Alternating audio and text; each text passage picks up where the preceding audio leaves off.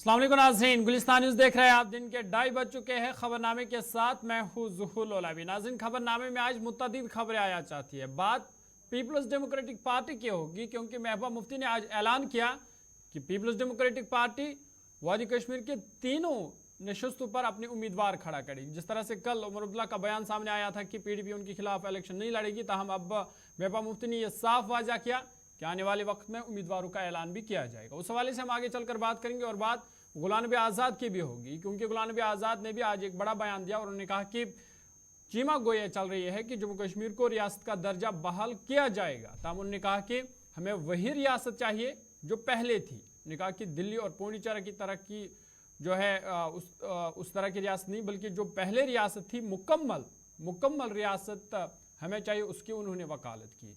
उस पर भी बात करेंगे और भी कई मामला हैं जिन पर हम आगे चलकर बात करेंगे। लेकिन खबरनामे की शुरुआत बड़ी खबर के साथ, और महबूबा मुफ्ती ने आज ऐलान किया कि उनकी पार्टी तीनों सीटों पर लोकसभा इलेक्शन लड़ेगी। उन्होंने कहा कि जल्द ही पीपल्स डेमोक्रेटिक पार्टी इस हवाले से उम्मीदवारों के नामों का ऐलान करेगी। और उन्होंने कहा कि जो उमर अब्दुल्ला ने बयान दिया, उन्होंने कहा कि वो उससे दिल बर्दाश्त हो गया, क्योंकि उमर अब्दुल्ला ने सख्त लहजा इख्तियार किया। आपको बता दें कि PDP सदर महबूबा मुफ्ती ने कहा कि नेशनल कॉन्फ्रेंस के नायब सदर उमर अब्दुल्ला ने कहा कि आइंदा लोकसभा इंतखाबात में PDP उनकी हिमायत करेगी, लेकिन हकीकत यह है कि पार्टी ने उसके लिए कोई दरवाजा खुला नहीं छोड़ा। उन्होंने कहा कि नेशनल कॉन्फ्रेंस ने PDP के लिए कोई रास्ता नहीं छोड़ा। उन्होंने कहा कि उमर के मुताबिक PDP का कहीं भी वजूद नहीं है। उमर ने कल जो कुछ भी कहा है, उन्होंने कहा कि वो हमें पहले पहुंचाया जा सकता था, हमारे साथ मुशावरत होती, लेकिन ऐसा नहीं हुआ। उन्होंने कहा कि जिस तरह से उमर ने PDP के बारे में बात की, उससे मेरे कारकुनान परेशान हैं और जो इस वक्त NC की हिमायत करने के हक में नहीं है। महबूबा मुफ्ती ने कहा कि उमर अब्दुल्ला के बयान से PDP वर्करों को धचका लगा है। उन्होंने कहा कि उमर अब्दुल्ला के बयान से PDP वर्करों का दिल बर्दाश्त हो गया है, और उन्होंने कहा कि नेशनल कॉन्फ्रेंस ने हमें किसी गिनती में नहीं रखा, हमारे लिए कोई रास्ता नेशनल कॉन्फ्रेंस ने नहीं छोड़ा है। महबूबा मुफ्ती ने कहा कि अब पार्टी ने फैसला कर लिया है कि पीपल्स डेमोक्रेटिक पार्टी कश्मीर के तीनों सीटों पर इंतखाबात में हिस्सा लेगी, और उन्होंने कहा कि इस हवाले से उम्मीदवारों का ऐलान आने वाले 1-2 दिन में किया जाएगा। साथ ही साथ उन्होंने कहा कि लोग अब फैसला करेंगे कि कौन सी पार्टी उनकी सही नुमाइंदगी पार्लियामेंट में कर सकती है।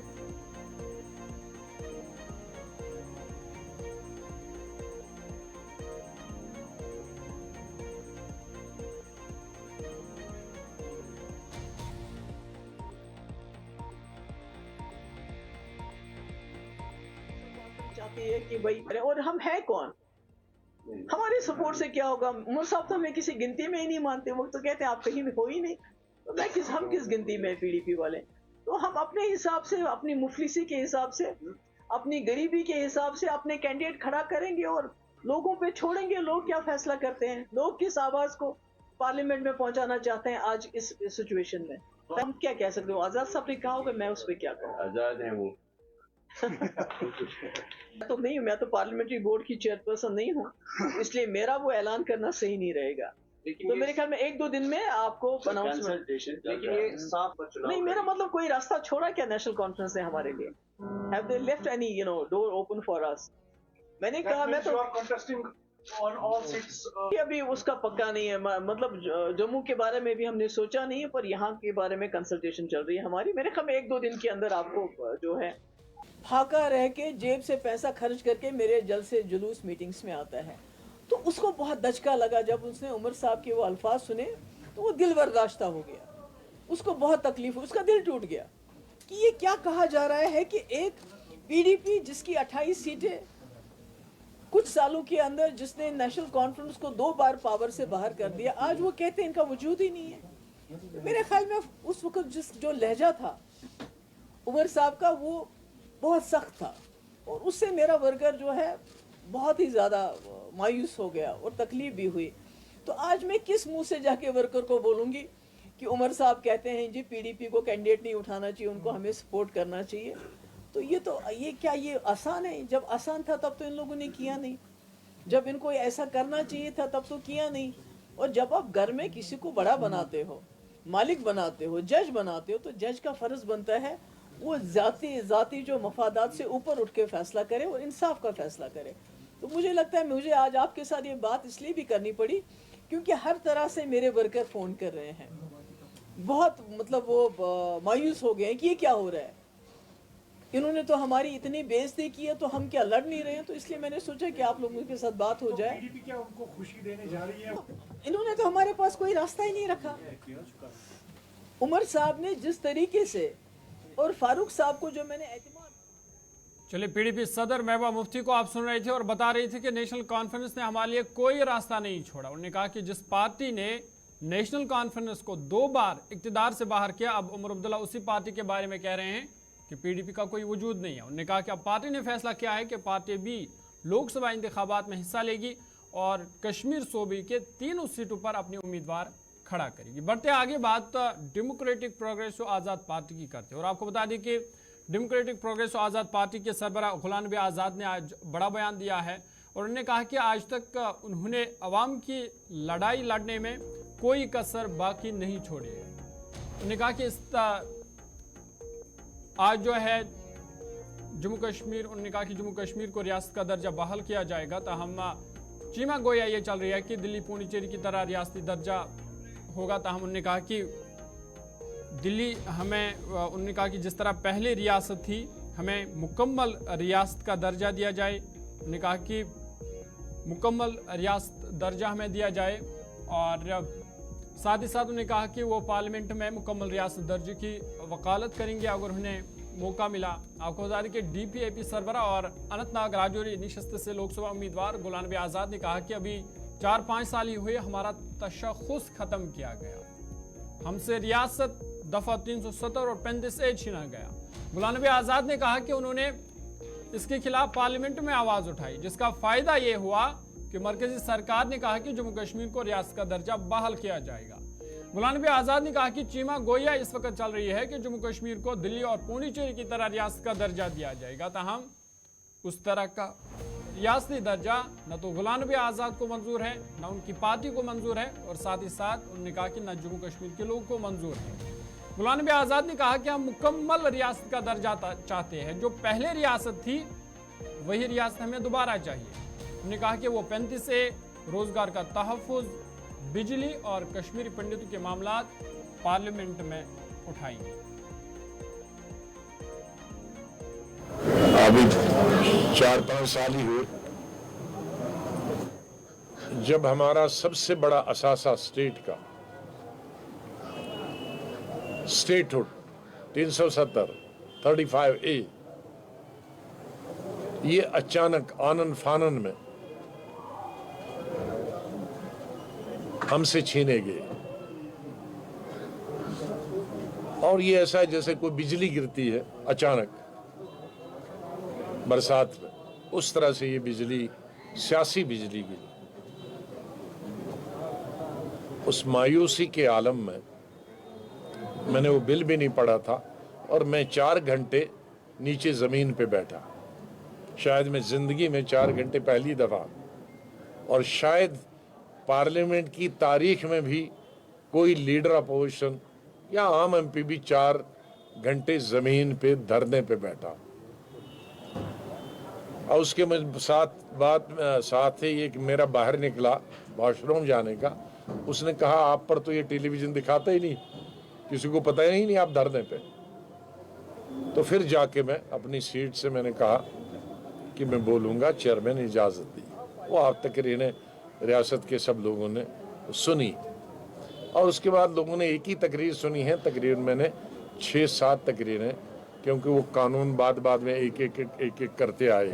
वो तो इंट्रोडक्शन करते कि पास बिल जब पास हुआ तो मैंने बहुत सारी तकरीरें की और फारूक साहब ने मेरी एक तकरीर का भी एक पब्लिक मीटिंग में जिक्र भी किया था, तो किस तरह से मैंने दूसरी स्टेटों के मुकाबले में कहा कि हमने कितनी तरक्की की है 370 में ही।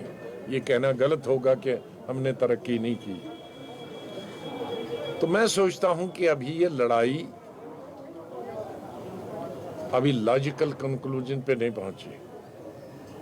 उस लड़ाई का ये फायदा हुआ कि वज़ीर आज़म ने और होम मिनिस्टर ने हमारी वो रिक्वेस्ट मंजूर की कि स्टेटहुड देंगे, जो कि पहले उड़ा ली थी। उस लड़ाई जो जद्दोजहद हमने 1 महीना की, स्टेटहुड माना। लेकिन आजकल जो चिमन गोइयाँ हो रही हैं कि स्टेटहुड देंगे, लेकिन वो दिल्ली जैसी स्टेटहुड होगी, पौंडीचेरी जैसी स्टेटहुड, मतलब लॉ एंड ऑर्डर भी गवर्नमेंट ऑफ इंडिया के पास होगा, गवर्नर भी होगा, लेफ्टिनेंट गवर्नर भी होगा, चीफ मिनिस्टर भी होगा, और हर फाइल, हर कैबिनेट का फैसला लेफ्टिनेंट गवर्नर के पास। तो वो हमें मंजूर नहीं, गुलाम नबी आज़ाद को मंजूर नहीं, और शायद जम्मू कश्मीर का हिंदू, मुसलमान, कश्मीरी, पहाड़ी, गोजरी किसी को भी वो मंजूर नहीं।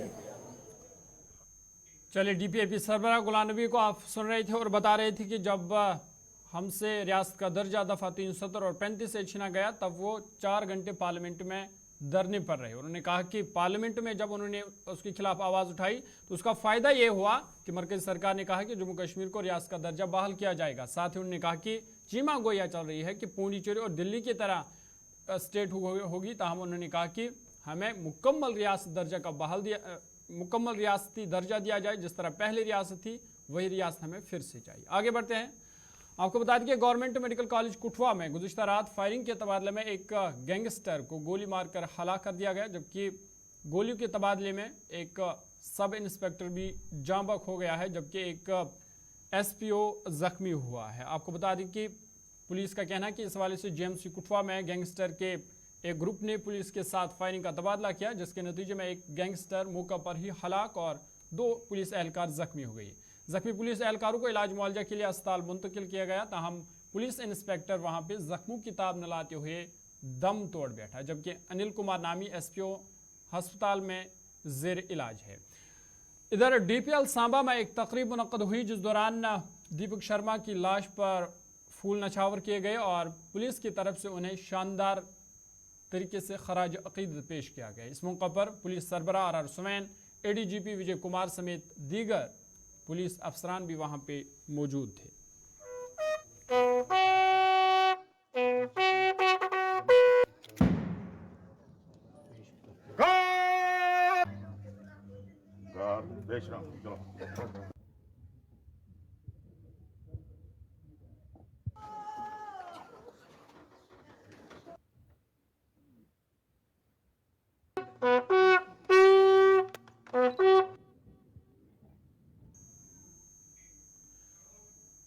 इधर जम्मू कश्मीर के लेफ्टिनेंट गवर्नर मनोज सिन्हा ने भी सोशल मीडिया एक्स पर एक पोस्ट में कहा कि मैं पीएसआई दीपक शर्मा की बहादुरी और बेमिसाल हिम्मत को सलाम करता हूं, जिन्होंने कुठवा में एक इंतहाई मतलूब गैंगस्टर को बहादुरी से लड़ते हुए मार गिराकर अजीम कुर्बानी दी।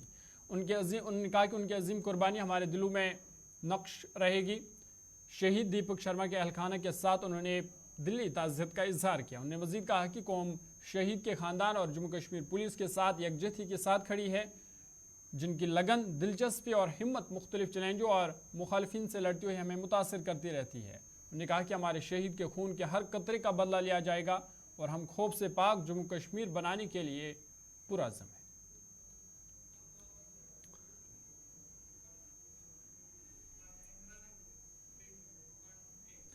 आगे बढ़ते आपको बता दें कि दीपक शर्मा चेरी सियाल उधमपुर का रिहायशी था और उनके आबाई इलाके में भी इस वक्त गम और मातम का माहौल देखा जा रहा है, जहां लोगों की भीड़ उमड़ आई है जो दीपक शर्मा की आखिरी रसूमात में शिरकत करेंगे और उन्हें खराज अकीदत पेश करेंगे। तस्वीरें उनके आबाई इलाके की है, जहां पे पुलिस के साथ साथ वहां पे आम लोग जो है वो मौजूद है और दीपक शर्मा की जो आखिरी रसूमात है उसमें लोग शिरकत करेंगे और उन्हें खराज अकीदत भी पेश करेंगे।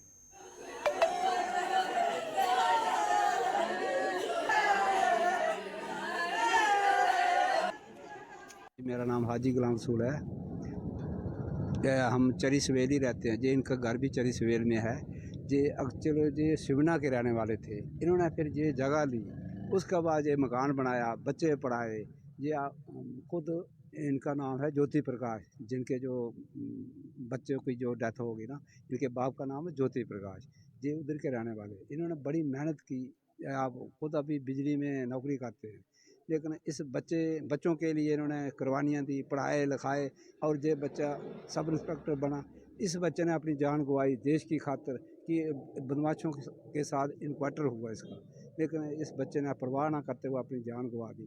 लेकिन मेरी गवर्नमेंट से ये अपील है कि कोई सख्त से सख्त ऐसे कानून बनाए जाएं कि ताकि ऐसे बच्चों की जान नहीं जाए, ऐसे बच्चे शहीद ना हों। लेकिन ये पूरे गांव को सदमा है, बड़ा दुख है, हमें बहुत दुख है, बहुत सदमा हो रहा है हमें। कितनी फैमिली से, कितने भाई थे ये 3 भाई थे, अच्छे घरेलू के रहने वाले थे, अच्छे खानदान के थे। भद्रवाह के ठेकेदारों की बड़ी तादाद ने आज R&B ऑफिस के सामने जोरदार एहतजाज किया और उनका कहना था कि महकमे की अदम तवज्जो की वजह से उनकी अदायगी जो है वो लैप्स हो रही है। उनका कहना था कि माली साल 31 मार्च को ख़त्म हो गया है और उन्हें अभी तक कोई अदायगी नहीं हुई है, जिसकी वजह से वो मुश्किलात में आ गए हैं। उन्होंने अब LG इंतज़ामिया से अपील की है कि वो इस मामले में मुदाखलत करे और उनकी वाजिबुल अदायगी जल्द से जल्द हो ताकि उनके मुश्किलात दूर हो सके।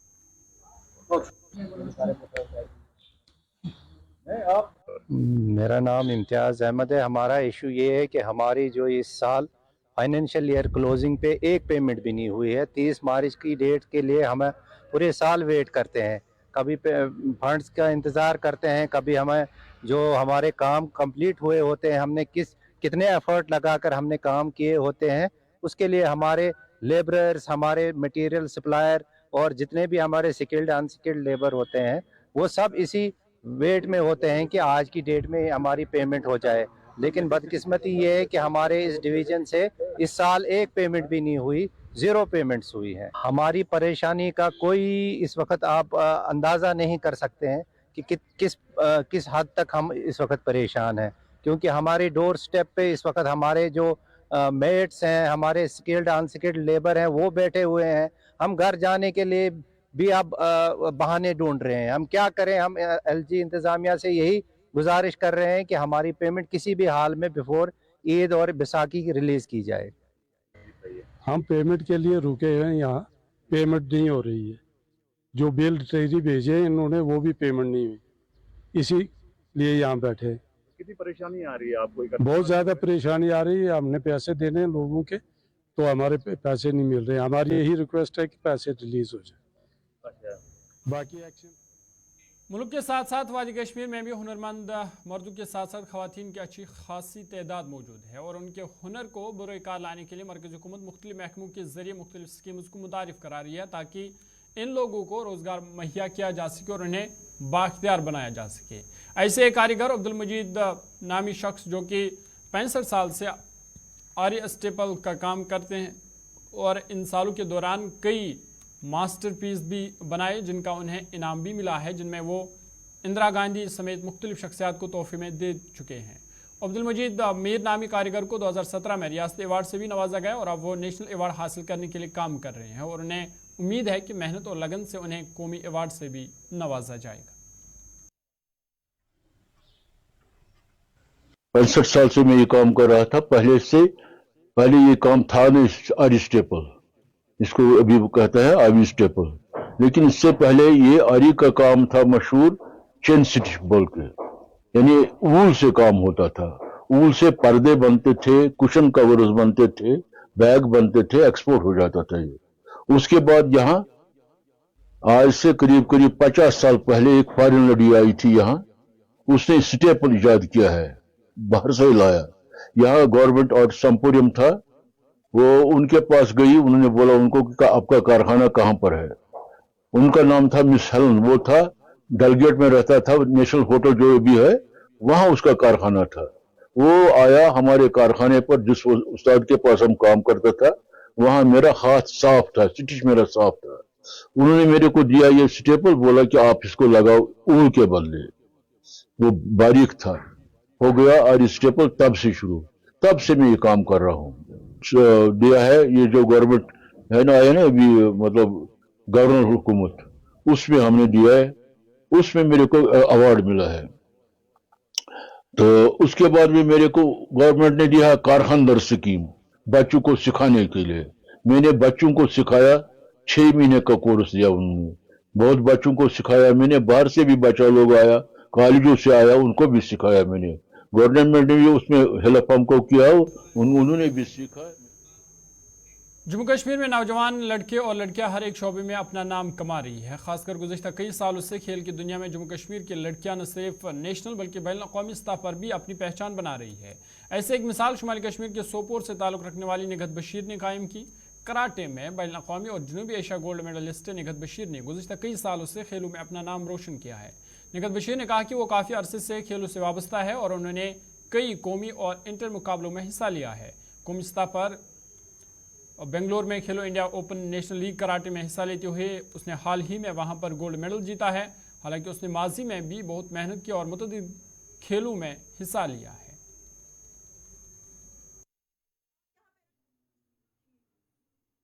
मेरा नाम निगहत बशीर है और मैं सीलू सोपोर डिस्ट्रिक्ट बारामूला से ताल्लुक़ रखती हूँ।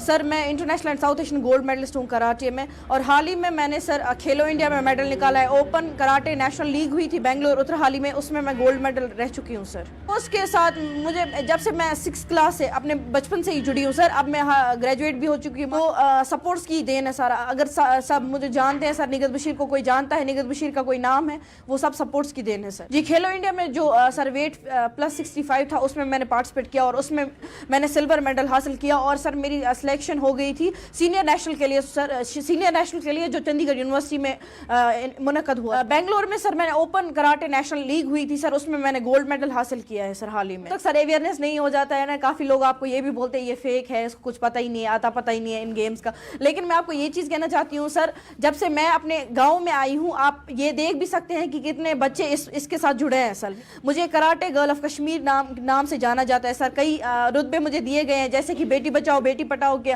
ब्रांड एम्बेसडर मुझे बनाया गया सर। LG अवार्डी से मुझे नॉमिनेट किया गया सर। सर मैं बहुत थैंकफुल हूँ अपने पेरेंट्स का, खास तौर पर मेरे बहुत ब्लेस्ड फैमिली है। चलिए अभी तक के खबरनामे में फिलहाल इतना ही। अपने मेज़बान ज़हूर लोलाबी को दीजिए इजाज़त। देश दुनिया की बाकी खबरों के लिए आप देखते रहिए गुलिस्तान न्यूज़।